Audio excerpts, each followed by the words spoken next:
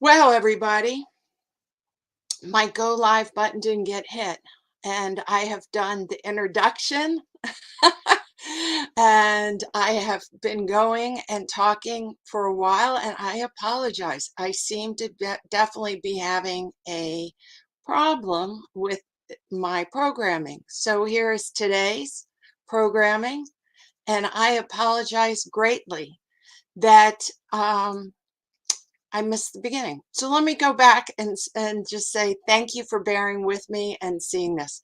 Okay, this is PIP creating infinite possibilities. And even when you blip down, and I seem to be not the greatest producer, I need to practice on that to have infinite possibilities.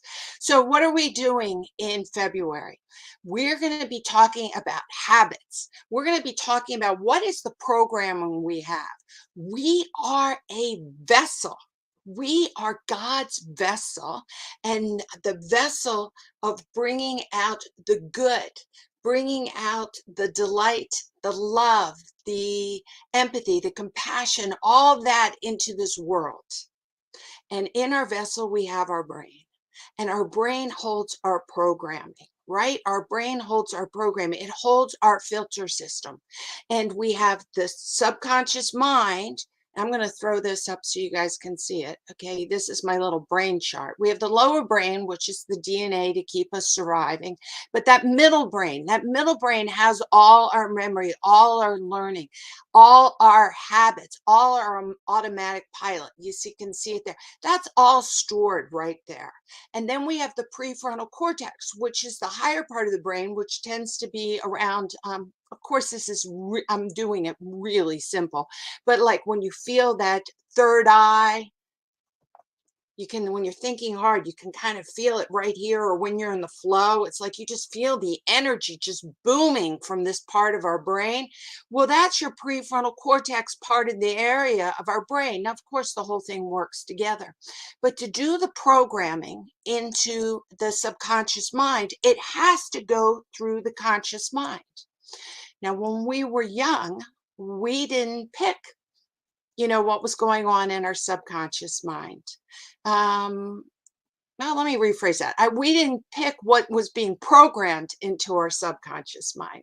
And I'm really happy. My father is here from Florida, and I know some people are here from California.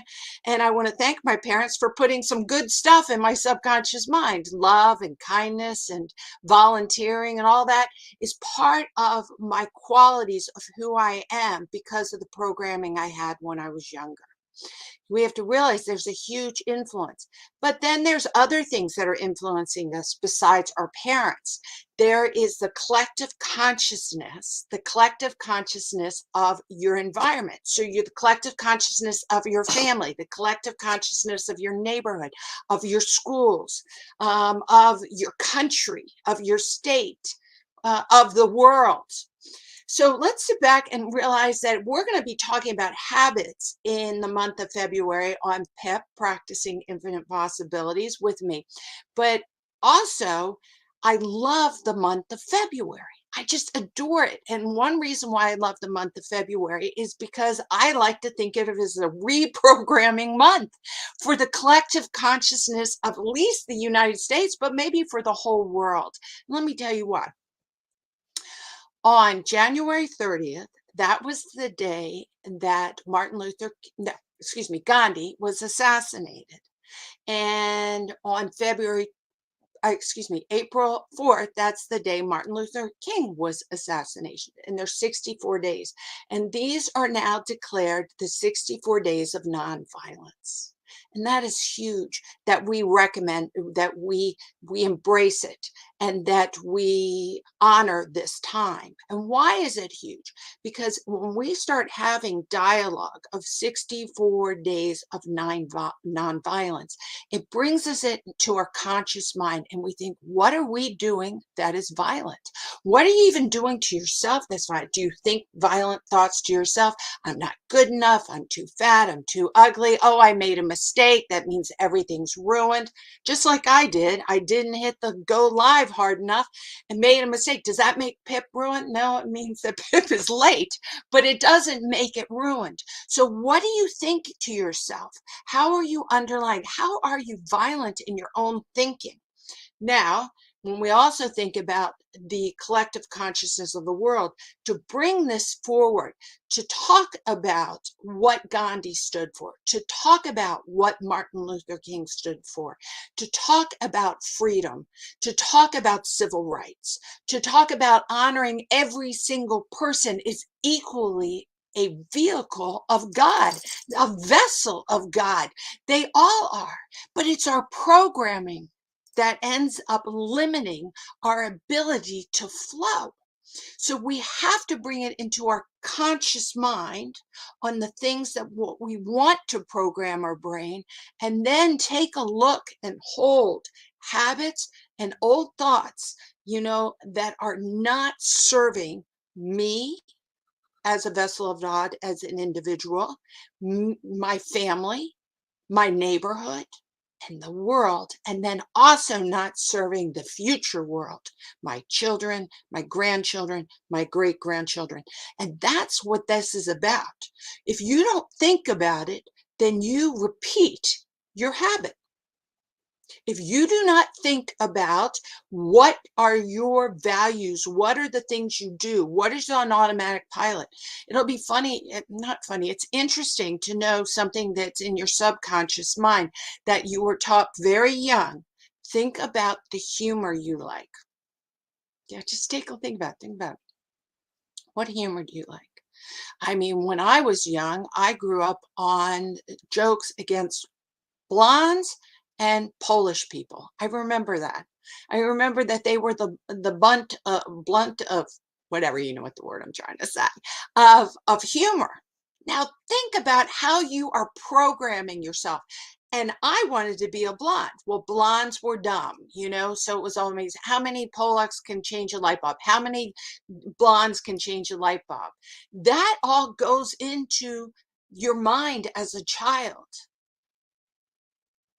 And if you think about it, then you start incorporating it, and then that becomes a habit. So think about what is the humor that people laugh at? Ooh, and then go back to, wait, I'm here for nonviolence. I'm here for equal rights. Is this a really funny at the expense of other people? Not so much when you start using the prefrontal cortex. Now, the other thing I love about February, so we talked about nonviolence. The other thing is it's Black History Month, which I just think is awesome too. It's doing the exact same. Why do we need Black History Month? Because there are fabulous, fabulous people of color that have made incredible sacrifices and have done incredible things to elevate the world to a better place. And we need to learn about everybody. But as we all know, the victors, or the people in power, control the history books. That's just the way it is. It's just the way it is. The people of power write the history, so the history reflects them well. And you want to go, what, Lindsay? I don't think that's true. Well, you go over to North Korea and you read their history books. You go back into time and you go back to Stalin and read his history books, or you go back to Hitler. I'm doing extreme cases right now, but I want you to know they rewrote history to match it, so it validated that they should stay in power. That is what the human psyche does when it feels in threat. It changes its thinking to validate its point of view. It's just what the brain does. And we need to collectively, consciously bring it to our prefrontal cortex and say, wait a second, are we leaving people out? Is this accurate? Now, a lot of times in history books, it might be relatively accurate, but what is really most important, and I won't say most, but very important, is the things that are left out. The things that are left out. And a lot of powerful, beautiful people of color, or women, or people that of age, they are not written into history. They're just left out. The chapters are left out. And it's better that we start realizing that every single person is a vehicle of God and change and equality. And when we honor that and we bring it into this consciousness, then we can start changing it here. Why do we keep repeating so much pain? Is because we have not changed our collective consciousness. And it takes, how you change your collective starts with you. It starts with you. It starts with the habits of your thinking, the habits of your thinking. So this is why this is such a powerful month. And then to make it even more interesting, so much is interesting in February, is yesterday was Groundhog Day. And if you guys have ever seen that movie, Groundhog, see it again. That is an awesome movie because that really articulates what I'm kind of talking about. The Groundhog Day is, by the way, Phil, I think that's the groundhog. He did see a shadow, so we're meant to have more winter. But I also heard from Rev Melissa, who did some research on him. Shout out to her great show that comes on at 7:30 in the morning, every morning. She's amazing. She said that he's 40% right.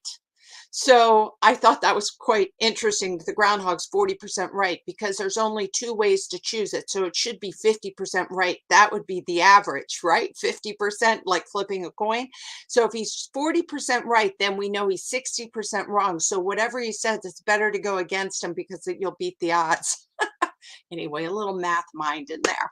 So, but go back to Groundhog Day. In that movie, Bill Murray keeps having the same day over and over again.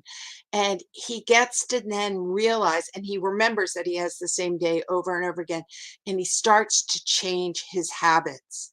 He gets to practice infinite possibilities.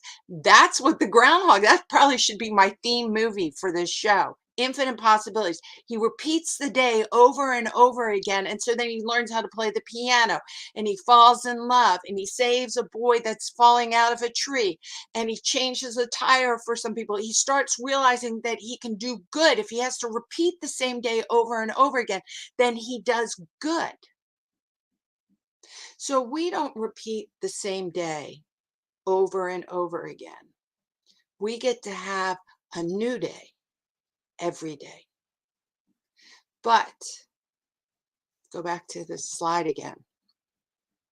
If you go into the middle brain, right there, if you go into that middle brain and you don't change your programming in your middle brain and you don't access the prefrontal cortex, you feel like you're doing the same day over and over again.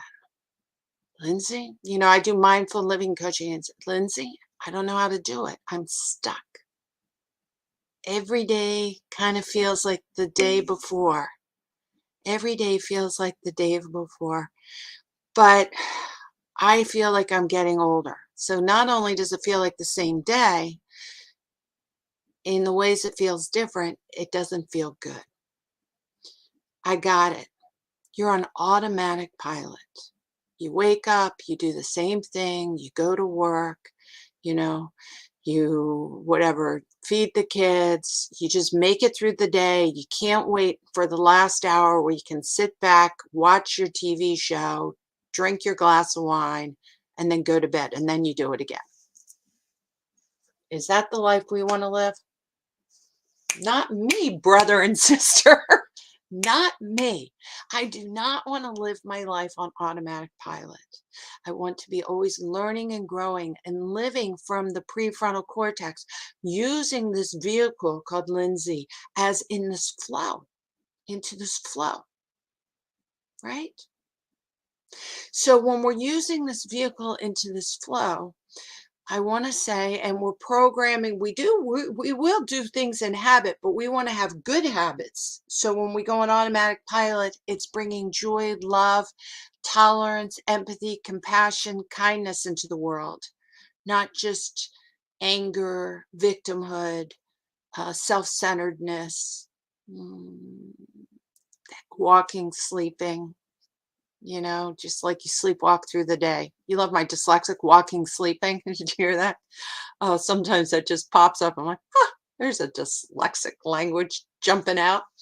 Um, but it's cute, right? At least I think it's cute. What else can you say? So, anyway, so we don't want to do that. Now, when we want to activate our prefrontal cortex, and what we need to make sure that we're doing, and we don't want to just be living in that automatic pilot. The one thing we want to make sure we're doing is we're not living a life in fear.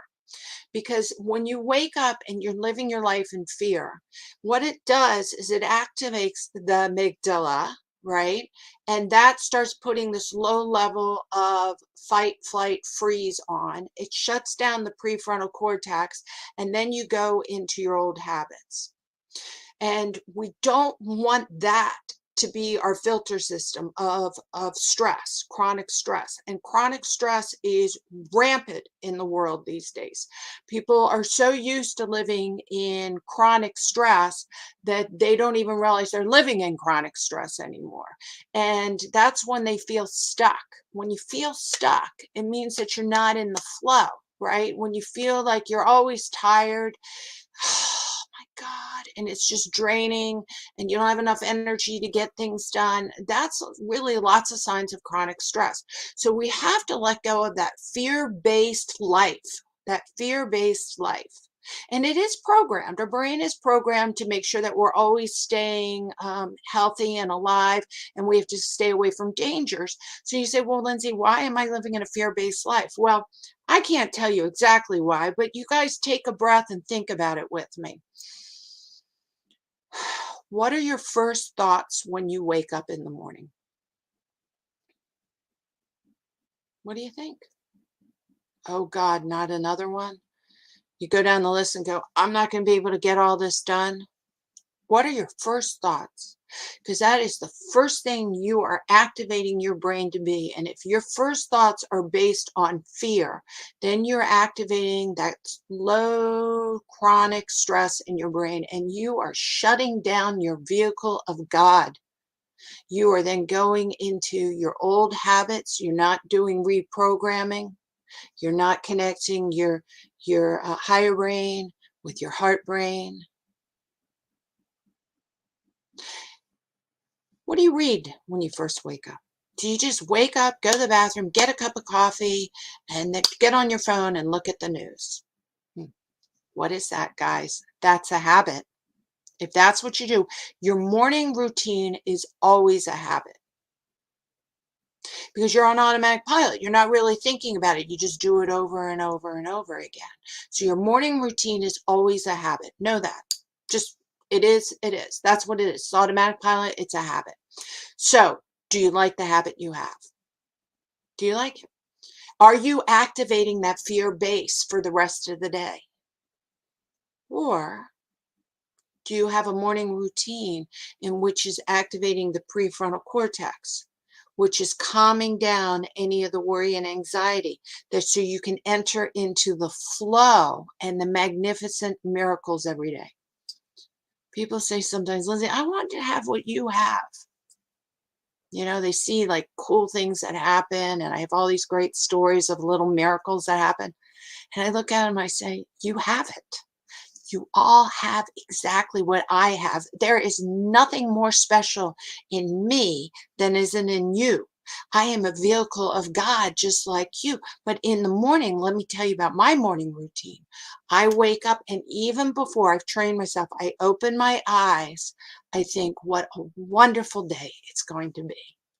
Even before I open my eyes, I wake up. I don't have an alarm that sets me off. I can go out, wake up like this. And then I think, what a wonderful day. And then I think of things I'm grateful for before I open my eyes. What am I doing? I've talked to you guys about the RAS, the reticular activating system, right? That's your filter system. I'm activating my conscious filter system to be in gratitude. Gratitude will absolutely start diminishing the fear-based thinking and calm down anything in the amygdala. Go to gratitude first thing in the morning. It's like turning the switch on. Okay, so that's what I do. Then I wake up, and then I look out my window and I look at my tree outside my window, and I take in nature, and I look at my husband who's usually sleeping. I looked at my dogs that are sleeping, and I am very grateful. And then I get up, and do my little morning routine, and then I drink a glass of water every morning, 8 ounces. And you say, what? Practicing infant possibilities and you're drinking water. Why are you saying this? This is not a biological nutrition thing. It's because let's get down to this is my vehicle. I got to take care of this vehicle. And at night, your vehicle is cleaning itself out. That's what it does. It's like rebooting and cleaning and cleaning and cleaning. And you need to drink some water to get all the stuff it's gotten rid of out of your system. So I start my day with 8 ounces of water, and then I drink my cup of coffee. That's what I do. So, and then I don't guzzle my coffee and I start hydrating myself. And since I've been doing this, oh my gosh, my skin has been better. My digestive has been better. My appetite is better. So, think about it. So I go gratitude, and then I do water, and then I have my coffee. And now this is a big kicker. That's part of my habit. I do not, N-O-T, do not watch the news until after 10 a.m. And why I picked 10 a.m. because I've read many studies where they had people before 10 a.m. and after 10 a.m. The bottom line is I don't put in fear-based thinking about the world into my mind until I am centered and balanced. Centered and balanced. Another thing most of the time I do, I won't say every time because sometimes I have to get going, but at 7:30 in the morning, I watch Rev Melissa. I am Rev Melissa here at New Thought Media Network. So it's 10:30 on East Coast time and 7:30 in the morning. So it works well for me. And her talk is fabulous. And it gets me once again more reinforcement. But you don't have to watch a show. You could watch tapes of her or tapes of past PIP or other people on New Thought Media Network, or go to YouTube or watch your minister or read from your Bible or from your Quran, whatever it is. But you feed yourself good. You get yourself together. You pull in the best of the world. Then you go out and you become the light. Now, when I am able to do this and stay in this flow lane, okay? And in this flow lane means flexibility, it means open thinking. It means that when I see something about New Thought Media about nonviolence or Black History Month, I look at it, I'm like, oh, what does it say? And I read it and I take in all the good and I learn new stuff, and I'm keep programming. So I'm going through the day of programming new habits in my brain that serve me better. And when you have that flow and awareness, and old habits pop up, they will. Oh my gosh, they will. They'll pop up. But when they pop up, you become aware of them. So when you start doing this, you become aware and you can listen and you can hear that inner voice. Some people say it's a higher conscious voice, Christ consciousness, Buddha nature, whatever you want to call it. That inner voice that whispers the good things, that whispers wisdom, that whispers direction. And sometimes you don't even really know what it means, but you're just like, I think I should call Joanne. Oh, I think I should go here. You just can feel it and you get in that flow, and life is exciting and a miracle. And you just are so excited when you see people and you smile more, and then they smile back at you. So we want to be in that level. We do not want to be living our life in chronic stress and fear-based thinking. We want to be living our life in the open and the wonderness and gratitude and compassion, which you can start every single morning with positive habits. All right, so let me tell you one other thing. I like to call positive habits green habits, meaning that they help you grow. They are open, they're go, like, oh, you're doing something, you're like, oh, that's a green habit, right? And then instead of saying bad habits or negative habits, I like to call them yellow habits. yielding habits, because there's a lot of habits that we have. Remember, we talked about that we've got a lot of programming from collective consciousness, from our youth when we were young, and these habits and how do you react to neighbors and people and things like that. You got them when you were young. They're in that programming in there. And they might have served you really well when you were young. I worked with a lot of kids that grew up in gang neighborhoods when I was a teacher and then a principal and headmaster. We had a lot of kids from gangs, and they had habits of survival skills that were absolutely inappropriate to do at school. I mean, horrible.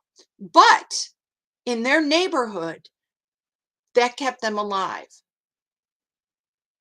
So I would call them yellow habits. You have to be aware of those habits. Are they serving you in the environment that you're in? Or are you generalizing and having some habits that you might have really served you well at one point in your life, but you're generalizing it into the rest of your life and they're not serving you well? So we'll call them yellow habits. They're not bad because that's a judgment. They just aren't serving you now, right? They're a habit that you have kept up because you learned it from your parents or from your brothers or your sisters or your neighborhood, but those people aren't here anymore. And now you're a mother, a father, or a grandparent. And having those habits are not how you should interact with other people. Habits I have to interact with my children when they were 10 and 5 is not appropriate habits to just go on automatic pilot to my 25-year-old son. And that's why a lot of parents have a problem, is that they have these programs on how they're going to interact with their children when they were young, but they continue to have that. They don't allow those habits to change into something different when they're older. And then their kids are like, oh, mom, you're driving me nuts. Because they're grown men. They're grown men. So we'll call them yellow habits. Now, when we get into the flow, back to the flow, and we realize and we open ourselves into it, and you see the little miracles, fun things happen. And I'm going to tell you every week this week of something fun that happened to me. So this is a little wooden statue. I want to put this up here. I went to a thrift store and I saw this wooden statue. Let's see, I'm finding the name of it. I didn't know what it was, but I was in the flow and I looked at it and it looked at me and I said, I'm taking you home. I don't know why I'm taking you home, but you need a home with me. So I brought him home. This is up in Sacramento. I live in LA, but I was up in Sacramento last weekend and I brought it home. So I brought it and I forgot all about it. You know, it's just this wooden statue. I didn't know what it was.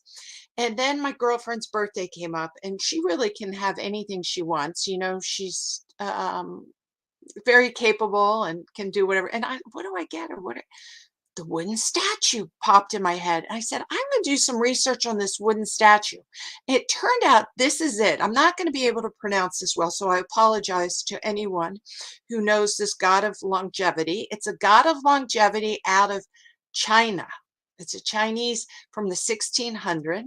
I know it's him. He's carrying a peach, which represents immortality.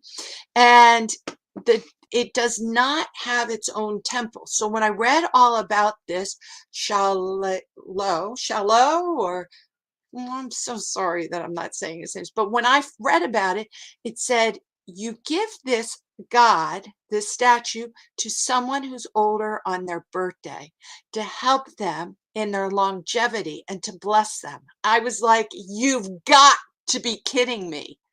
So Saturday, I go and this is saying, take me home, take me home. Took it home, forgot about it. Then Tuesday, I'm thinking about what am I going to give my girlfriend for her birthday? This popped up in my head. I did the research and it's a birthday god for longevity. That is the flow. That is the flow. I know it's so silly and it's so small, but the bottom line is we all can have that. We all have that ability to create in small little ways and equally in big ways. Equally in big ways. So I want us all to do that. And I'm going to share with you guys all the different times that I am well, not all the different times, but next week I'll share with you another thing that happened with the flow. And I want you to think about it. Maybe you could email me if something happens to you that is so magical because you're not fear-based, you're open-based to the flow of God. A lot of people say, I want abundance. Well, it's not about abundance in money. It's about being present and open to abundance in life. And money and all the other things goes under the umbrella of life. But it's not about abundance about one thing.